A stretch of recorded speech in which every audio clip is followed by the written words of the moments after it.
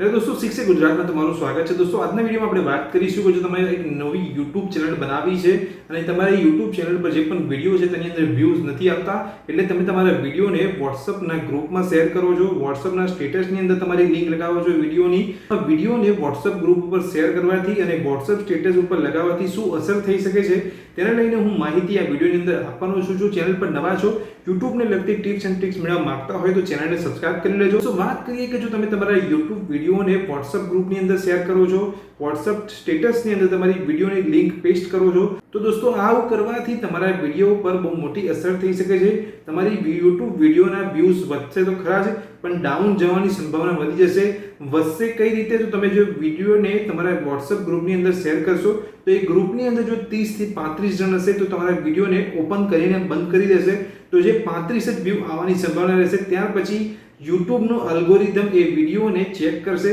તો જોશે કે જે તમે વિડીયોને તમારા WhatsApp ગ્રુપની અંદર શેર કર્યો છે એ 35 લોકોએ જે વિડીયો ઓપન કર્યો છે, જે 5 મિનિટનો હશે વિડીયો કે 3 મિનિટનો વિડીયો હશે, જો એ 35 લોકોએ તમારા વિડીયોને પૂરો નહીં જોયો હોય તો એ અલ્ગોરિધમ, YouTube નો અલ્ગોરિધમ તમારા વિડીયોને અહીંયા ડાઉન કરી દેશે। એટલે જે 35 વ્યૂ આવ્યા એ ત્યાર પછી તમારા વિડીયો ઉપર વ્યૂ આવવાની સંભાવના એકદમ ઓછી થઈ જશે, કારણ કે YouTube ના અલ્ગોરિધમને એવું લાગશે કે આ જે 35 વ્યૂ આવ્યા છે, જે 35 લોકોએ તમારા વિડીયોને જોયો છે, એ લોકોએ 5 મિનિટની જગ્યાએ વિડીયોની જે લેન્થ છે 5 મિનિટની જગ્યાએ માત્ર 1 મિનિટ જોયો છે કાં તો 50 સેકન્ડ જોયો છે અને વિડીયોને તમારો ઓપન કરીને બંધ કરી દીધો છે। આવું થતું હોય છે જ્યારે પણ આપણે વિડીયોને WhatsApp ગ્રુપની અંદર કે સ્ટેટસની અંદર લગાવતા હોઈએ છીએ તો વ્યક્તિ જે પણ તમારા ગ્રુપમાં મેમ્બર હશે કે જે સ્ટેટસ તમારું જોતું હશે એ વિડીયોને પૂરો નહીં જોવે, ખાલી ઓપન કરીને બંધ કરી દેશે। તેના લીધે તમારા જે પણ વિડીયો હશે તેની પર બહુ મોટી અસર પડશે। YouTubeને લાગશે કે તમારા વિડીયો જે 5 મિનિટનો છે એ વિડીયોની અંદર કોઈ દમ નથી,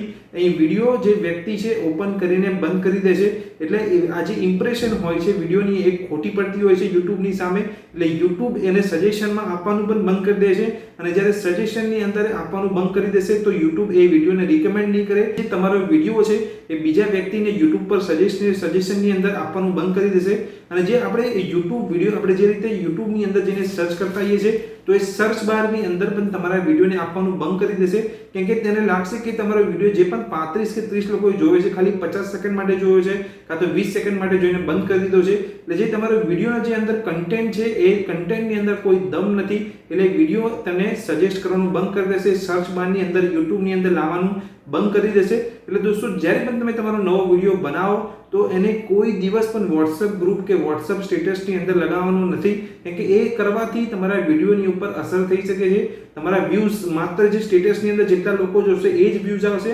ત્યારબાદ એ YouTube એ વિડીયોને સર્ચ બારની અંદર નહીં મૂકે, એ વિડીયોને વાયરલ નહીં કરે, એટલે વાયરલ થવાની સંભાવના અને વધારે વ્યૂ આવવાની સંભાવના એકદમ ઓછી થઈ જશે। એટલે જ્યારે પણ તમે નવો વિડીયો બનાવો તો કોઈ દિવસ તમારે WhatsApp ગ્રુપની અંદર કે WhatsApp સ્ટેટસની અંદર નથી લગાવવાનો। તો દોસ્તો, આશા રાખીશ કે જે મેં ઇન્ફોર્મેશન આપી એ તમને અહીંયા વેલ્યુ મળી હશે, આ ઇન્ફોર્મેશનથી તમને કંઈક શીખવા મળ્યું હશે। જો તમે એક નવી YouTube ચેનલ બનાવી છે અને YouTubeને લગતી ટિપ્સ એન્ડ ટ્રિક્સ મેળવવા માંગતા હોય તો આ ચેનલને સબસ્ક્રાઇબ કરી લેજો અને ગુજરાતી ભાષામાં YouTubeને કેવી રીતે તમે ચેનલને ગ્રોથ કરી શકો છો, વ્યૂઝ વધારી શકો છો, સબસ્ક્રાઇબર વધારી શકો છો અને પૈસા કઈ રીતે કમાઈ શકો છો તેને લગતી દરેક માહિતી હું તમને આ ચેનલની અંદર આપતો રહું છું। એટલે ચેનલને સબસ્ક્રાઇબ કરી લેજો। આ વિડીયોની અંદર જે માહિતી મેં તમને આપી કંઈ સમજણ ના પડી હોય તો મને કમેન્ટ કરીને જણાવજો અને આ વિડીયો જો ગમ્યો હોય તો વિડીયોને લાઈક કરજો અને દોસ્તો સાથે અને મિત્રો સાથે જે પણ YouTube પર પૈસા કમાવા માંગે છે તેને આ વિડીયોને શેર કરજો।